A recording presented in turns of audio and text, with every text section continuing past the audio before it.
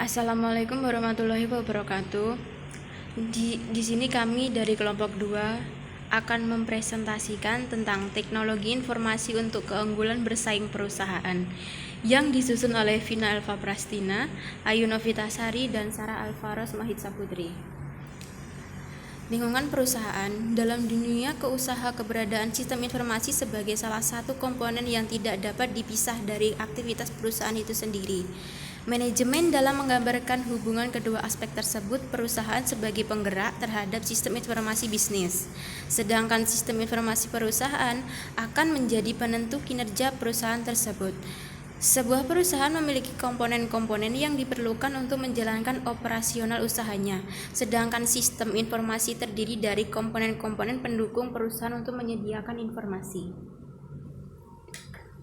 Menurut Cash et al. 2005 dalam Indrajit tahun 2011 nomor 76, ada beberapa hal yang menarik untuk dianalisa. Beberapa hal yang perlu dianalisa lebih lanjut adalah sebuah perusahaan hanya dapat mengontrol komponen-komponen dari domain internal, baik yang berhubungan dengan operasional perusahaan maupun sistem informasi. Lingkungan eksternal lainnya sama sekali di luar pengendalian perusahaan. Pada kenyataannya, komponen eksternal sangat mempengaruhi komponen internal perusahaan seperti kebijakan pemerintah dalam menetapkan anggaran perusahaan yang secara integral mempengaruhi perubahan strategi perusahaan.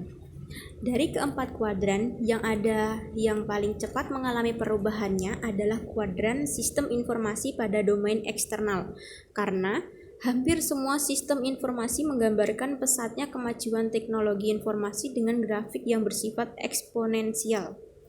Ramalan para ahli di bidang teknologi informasi masa depan menyatakan bahwa revolusi besar-besaran dalam kehidupan manusia akan terjadi, dan dampak tersebut akan berpengaruh terhadap kehidupan setiap individu dalam bersosialisasi maupun berperilaku.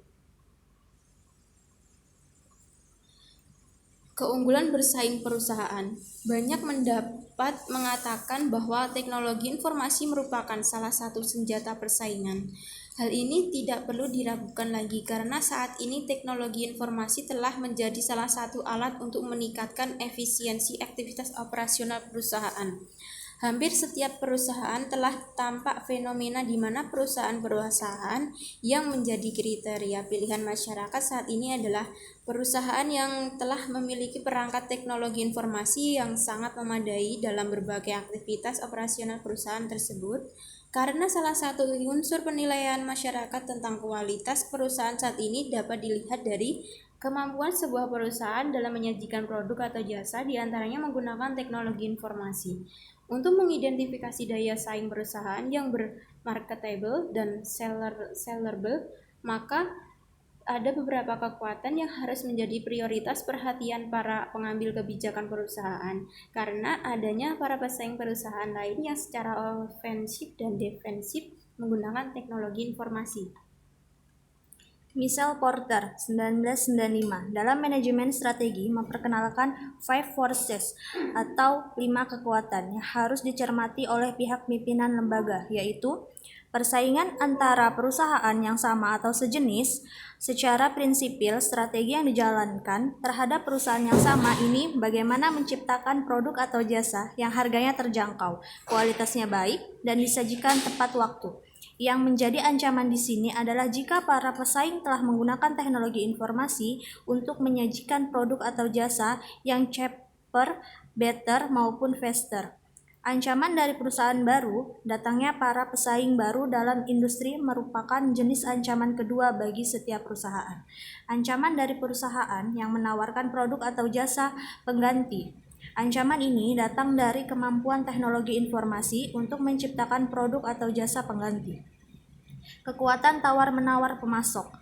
Jika ancaman sebelumnya datang secara langsung dari perusahaan pesaing yang bersangkutan, maka ancaman keempat berasal dari komponen rekanan yang merupakan pemasok. Dalam hal ini adalah para pemasok bahan baku atau SDM untuk menciptakan produk maupun jasa perusahaan yang berkualitas. Jika pemasok tersebut memutuskan hubungan atau tidak memilih lagi perusahaan sebagai rekanan, maka perusahaan yang bersangkutan tidak akan survei bahkan akan mengalami penurunan jumlah produksi dan pada akhirnya akan mengalami kebangkrutan. Kekuatan tawar-menawar pembeli. Komponen ancaman berikutnya yaitu berasal dari masyarakat atau calon konsumen perusahaan. Calon konsumen memiliki kekuatan jauh lebih besar dalam menentukan jenis maupun kualitas produk atau jasa yang ditawarkan.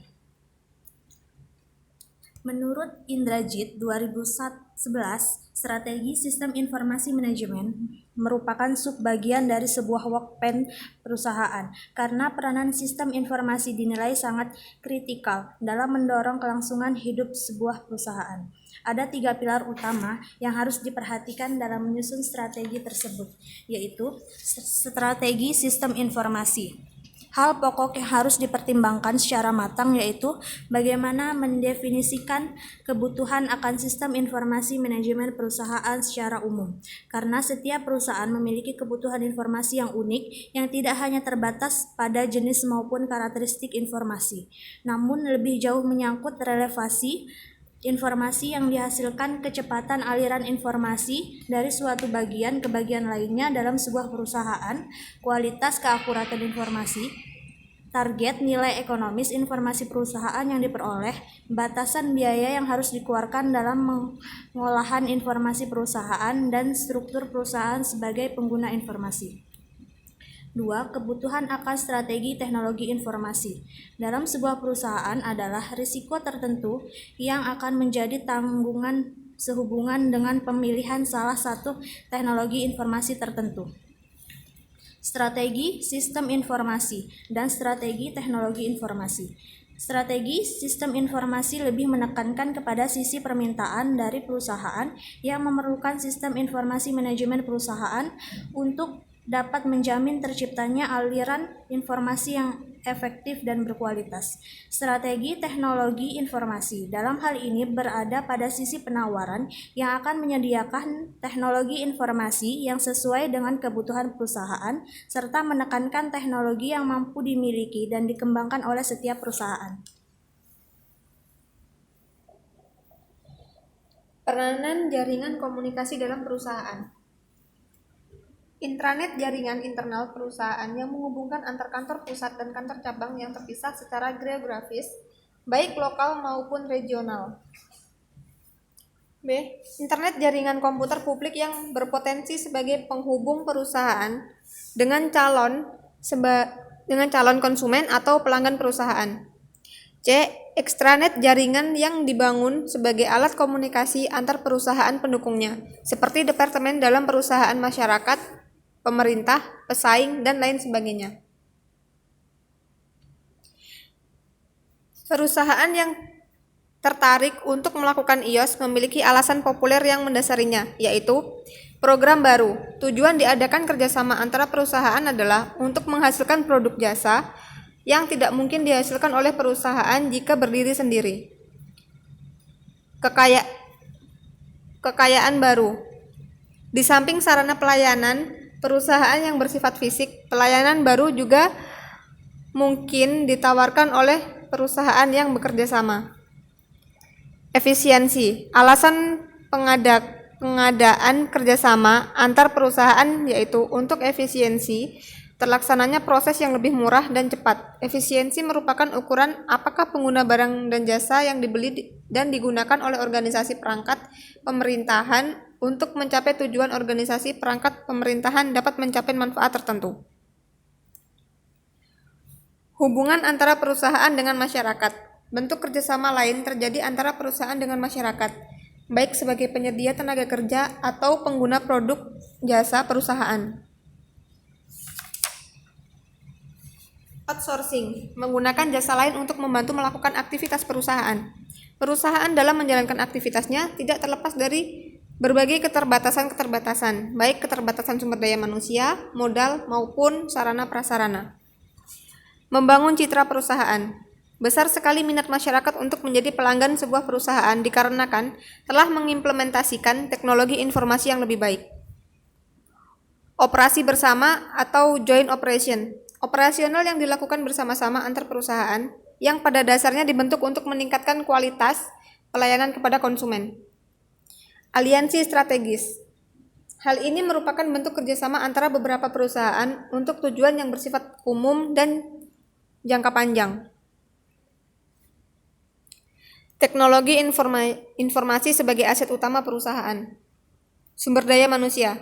Para staf bertanggung jawab perencanaan dan pengembangan teknologi informasi pada sebuah perusahaan, sehingga para staf tersebut benar-benar memiliki tanggung jawab terhadap pengoperasian teknologi informasi dan harus memiliki kompetensi untuk memecahkan masalah-masalah yang dihadapi perusahaan sehari-hari, dan selalu mencari kesempatan dalam penggunaan teknologi informasi untuk kemajuan perusahaan. Teknologi. Seluruh infrastruktur teknologi informasi, termasuk perangkat keras atau hardware dan perangkat lunak atau software, dipergunakan secara bersama-sama dalam proses operasional perusahaan, karena merupakan tulang punggung terciptanya sistem yang terintegrasi dengan biaya yang relatif terjangkau untuk biaya operasional, pengembangan, maupun biaya pemeliharaan. Relasi. Yang dimaksud hal ini adalah hubungan teknologi informasi dengan pihak manajemen perusahaan sebagai pengambil keputusan.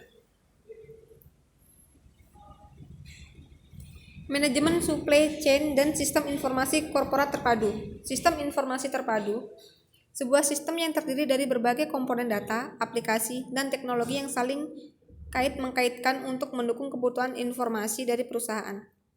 Arsitektur sistem korporat terpadu. 4 orang yang membutuhkan sistem informasi korporat terpadu dalam membangun sebuah arsitektur antara lain konsumen atau pelanggan, karena merekalah sebuah bisnis itu ada, sehingga mereka pasti membutuhkan berbagai jenis informasi terkait produk atau jasa yang mereka beli dan dikonsumsikan. Manajemen, karena mereka merupakan penggerak utama dari pengelolaan sebuah perusahaan, di mana mereka membutuhkan suatu sistem informasi yang dapat diandalkan untuk membantu mereka dalam memutuskan kebijakan-kebijakan maupun mengambil keputusan strategis maupun taktis berkualitas. Staf, karena pada level operasional, mereka yang sehari-hari berhadapan langsung dengan aktivitas penciptaan produk maupun jasa yang membutuhkan sangat banyak informasi sebagai sumber daya utama. Rekanan bisnis, mereka yang menjadi pemasok bahan-bahan maupun sumber daya lain yang dibutuhkan perusahaan untuk beroperasi menghasilkan beragam produk dan jasa. Strategi membangun sistem informasi korporat terpadu. Sebuah perusahaan akan melalui 5 tahapan evolusi dalam mengembangkan sistem informasinya. The Cross-Functional Business Unit merupakan pengembangan modul aplikasi untuk fungsi bisnis tertentu saja. Misalnya, untuk keperluan transaksi, pembelian, penyusunan laporan keuangan, pencetakan slip gaji karyawan. The Strategic Business Unit merupakan hasil penyatuan beberapa fungsi manajemen di dalam sebuah divisi atau bisnis unit tertentu untuk membantu manajemen dan staf dalam mencapai objektif yang ditargetkan terhadap divisi atau bisnis unit tersebut. The Integrated Enterprise merupakan sebuah sistem informasi terpadu yang mengintegrasikan berbagai modul-modul aplikasi yang dimiliki sebuah divisi atau bisnis yang ada dalam perusahaan. The Extended Enterprise merupakan penggabungan antara sistem informasi korporat terpadu yang telah dimiliki oleh internal perusahaan dengan satu atau lebih subsistem dari perusahaan atau entity lain yang merupakan mitra kerja dari perusahaan tersebut. The Inter-Enterprise Community merupakan hasil dari berbagai hubungan integrasi sistem informasi antar perusahaan yang ada dalam komunikasi bisnis sehingga membentuk jejaring sistem informasi yang sangat besar dan luas cangkupannya.